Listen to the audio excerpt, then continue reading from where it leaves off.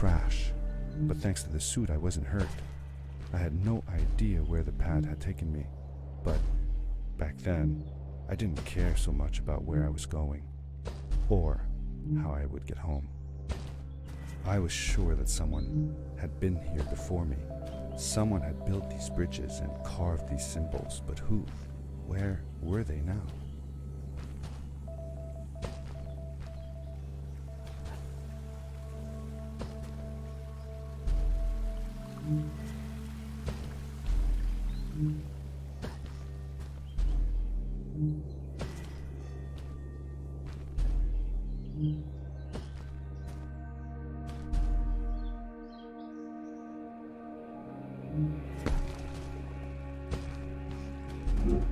The power core I found activated the suit's grappling device when I picked it up.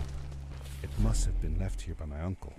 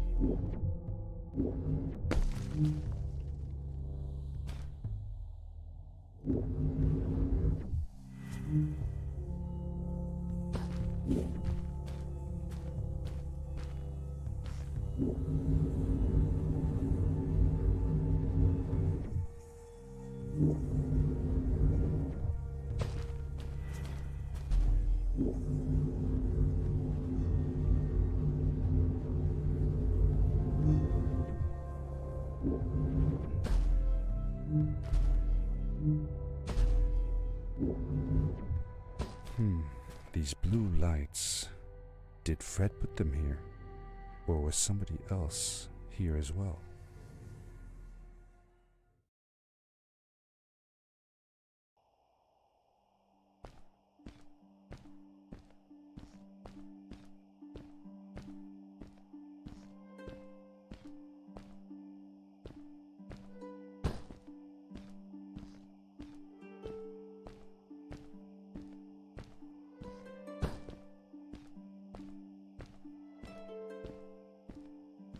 Hello, who are you?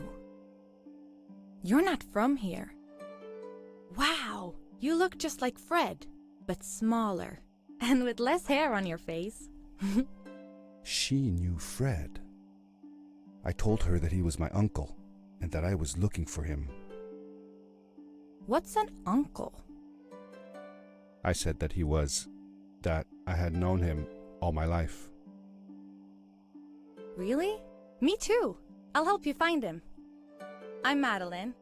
The others call me Mad Maddie sometimes. I don't know why really, but you can call me Maddie. You've never been to the village, right? Let's meet over there in the square. I'll show you around. I bet you can get there easily with your suit thing. So, I'll see you there. I couldn't believe it. An underground village inhabited by frog people, or more like salamanders. Either way, they walked like humans, they talked like humans. How is that possible?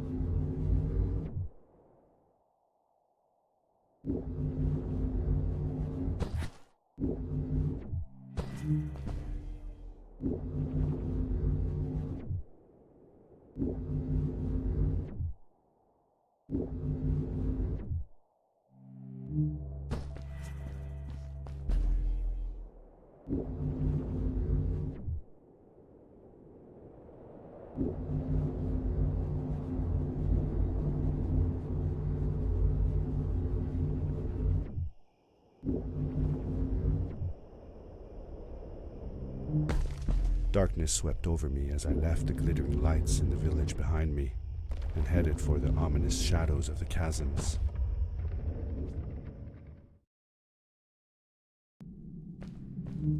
As I entered the chasms, it struck me how much darker it was in there. The shadows were black as ink, and although I tried not to be afraid, I couldn't help but shiver. Was it the darkness that frightened the villagers as well? Or was it something else?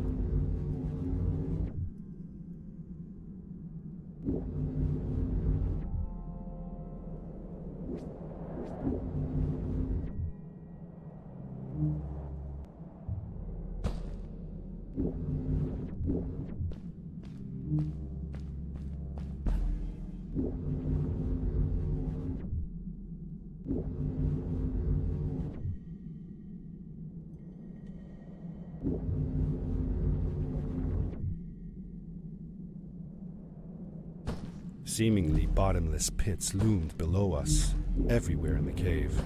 The further we got, the more I felt like what faint light existed down there was getting fainter. I was really glad that I wasn't alone.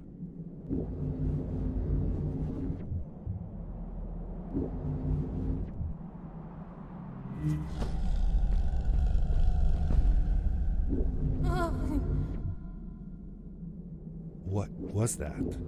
I had never heard a creature sounding as terrifying, and I imagined it wouldn't be happy about visitors.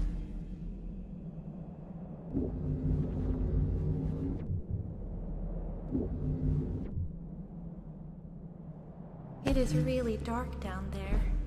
You're not scared, are you? 'Cause I'm not. Fred has been with my people since the first villager was born. He helped us build the village, taught us how to speak, and helps us with everything.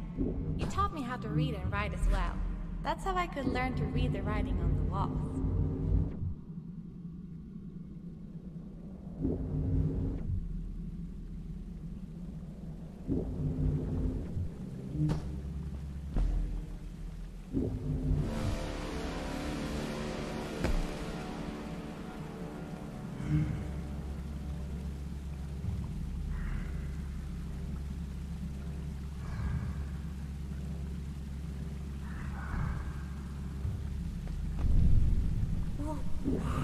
Whoa, dude. I think I figured out what that writing was going on about. Maybe we shouldn't charge right out in front of that thing. Remember what it said. Don't move, the eye is open. Yes, we did it! You're awesome. I knew you had it in you. That was close. We had made it through, and I felt like nothing could stand in our way of finding Fred.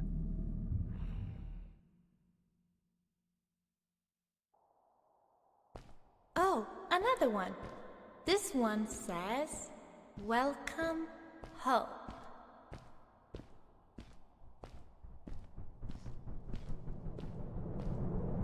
Whoa! This is it!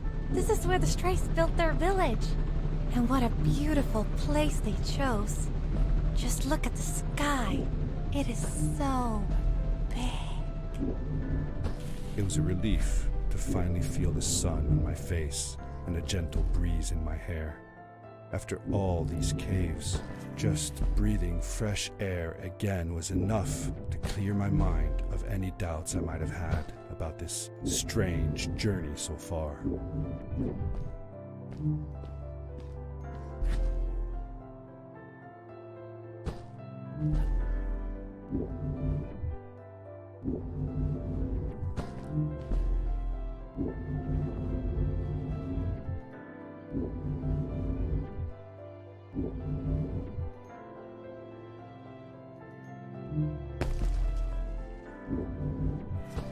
Along my journey, I had seen many pieces of floating rock, but here they were much bigger.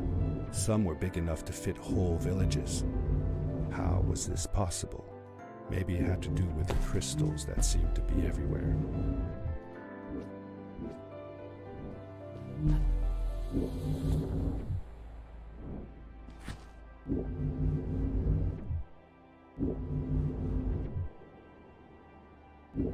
If the legends were true, the Stray civilization was younger than the village. Yet, they were making great progress. They invented crystal-powered machines, produced their own fabrics, and built houses out of bricks and stone. It was like a civilization was forming before my eyes.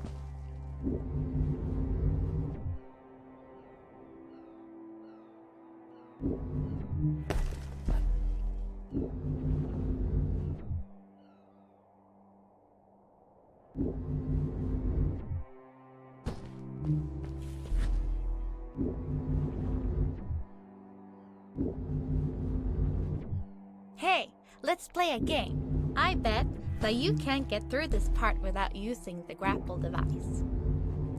Told you you couldn't do it.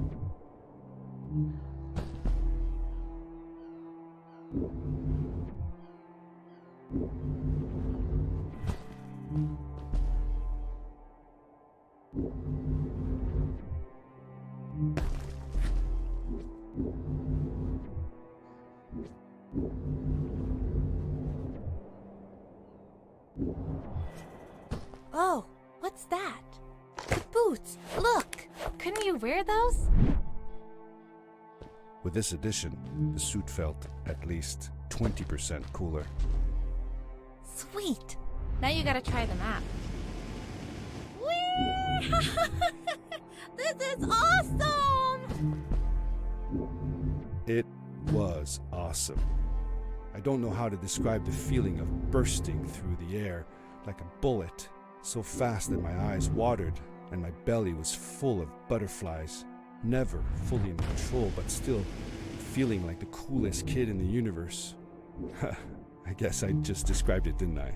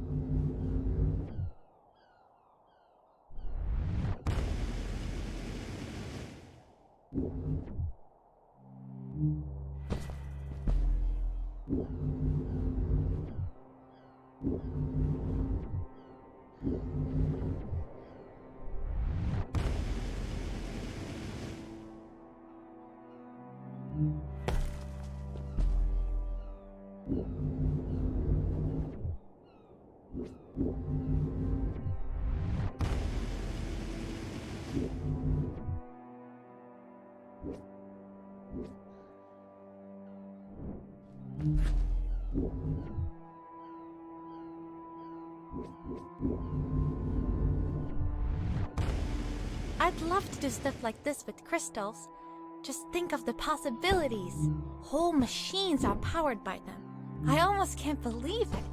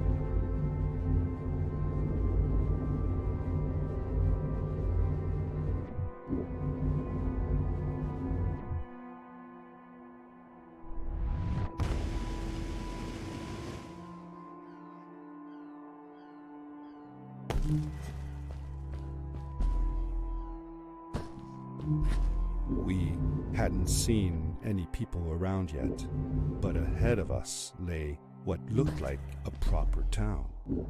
The strays from Maddie's stories. I could imagine how she must have longed to meet them all her life. And now, here they were.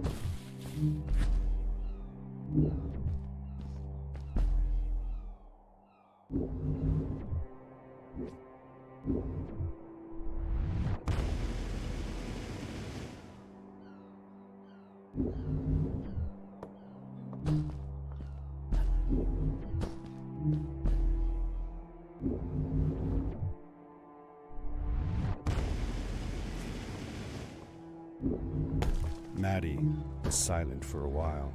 It seemed like she was thinking hard on something.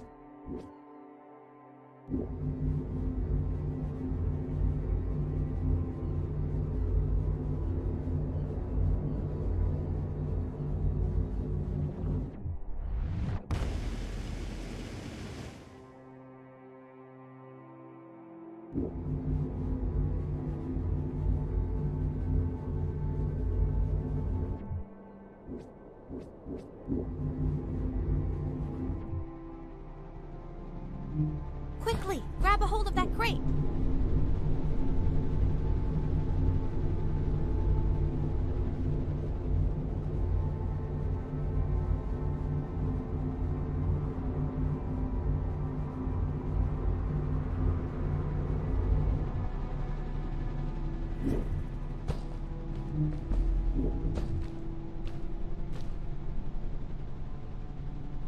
Good day. Here's a boat to Ice Cave.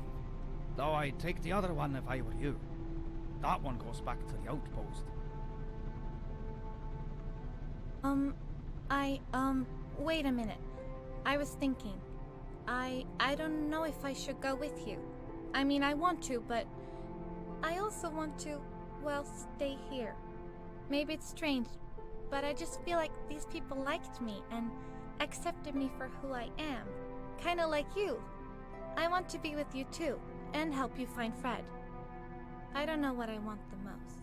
I told Madeline that I would accept whatever choice she made. I just never thought about it until now that maybe it wasn't Fred I was looking for when I came with you. Maybe I was just looking for a way out. Somewhere to be free. And I know that if anyone can find Fred, it's you. If you meet him, when you meet him, tell him to come see me, okay? I promised. Thank you. I'm glad I met you. And it won't be the same without you around. Goodbye, friend. I said goodbye to Maddie, and I had a feeling that this was the last time I'd see her. But even in this sad moment, I was happy for her. She had found a place where she belonged. There was a dampness in the air that reminded me of the hot summer nights back home.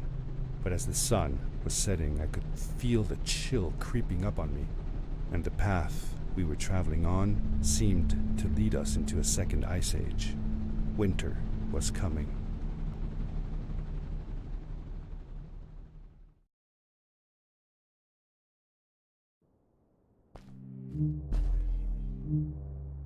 Into the caves again, and now it was just me, alone in these cold, barren halls of ice. But Fred had been here, and now I could feel it. I was getting close. Something wasn't right. The grapple device's energy beam was somehow reflected off of the ice, and I couldn't get a grip. I had to look for areas where the ice was not so thick. This was going to be a challenge.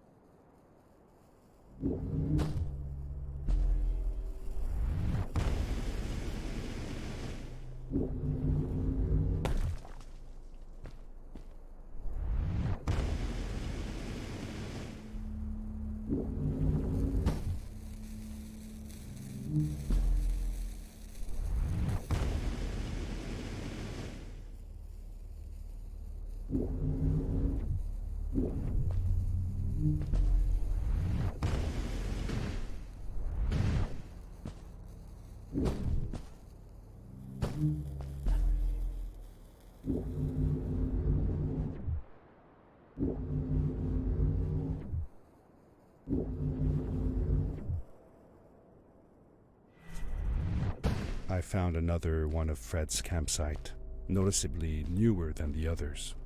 The fire was still smoldering, and I could faintly pick up the smell of the aftershave he always used. I was closing in on him. I could feel it. He had left some tools behind that I could use to repair my boots. That should do it. Good as new.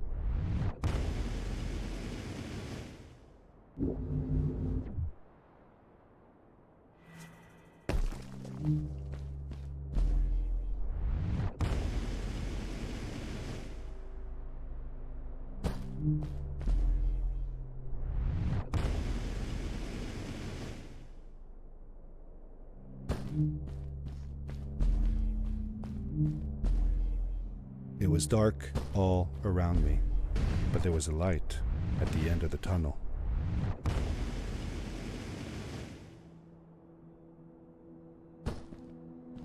Hello? Nephew? Uncle Fred, I finally found him. My little boy. I'm glad to see you. I said that I found the suit in his workshop and that I came looking for him.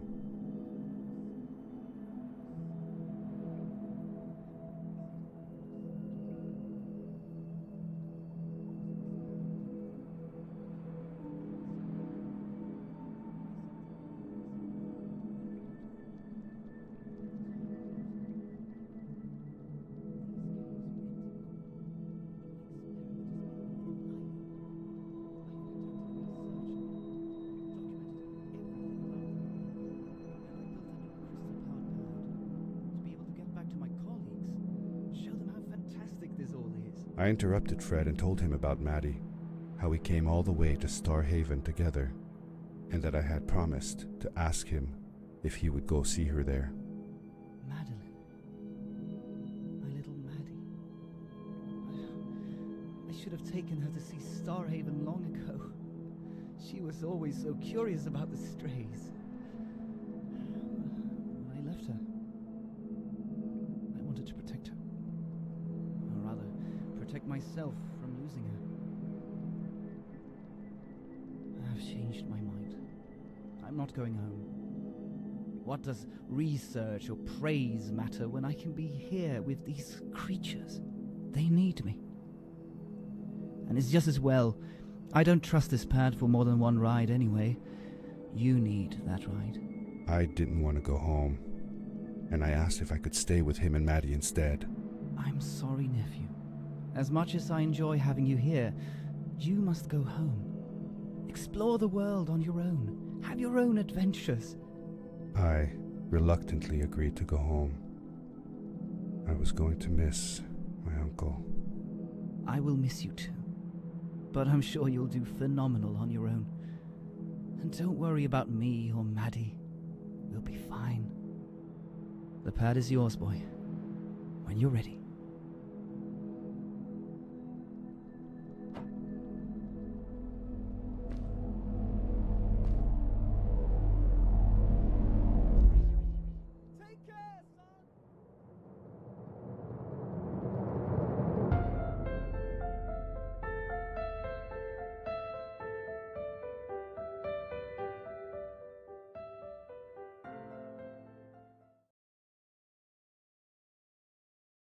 The end. Now, good night, sweetie. Wait, Dad. Does that mean Fred is still there? Who knows? That was the last time I saw him. Don't you miss him? I do, sometimes. But I don't worry about him, because I know that wherever he is, he's on his biggest adventure yet. Dear Fred, today I step into the lobby of your house for the last time. My daughter asked me to tell her about an adventure, and I came to think of you. Your house looks just like my mother and I left it years ago. After you'd gone, I was sure she was going to throw out all your stuff, but she just cleaned up. We made you a small memorial. For a while, I came here every day, just like I used to. Sometimes I could even faintly hear your voice calling from the observatory, asking me to get you this tool or that. I never told my mother about that day. I don't think she would have believed me. Can I believe it? After all these years.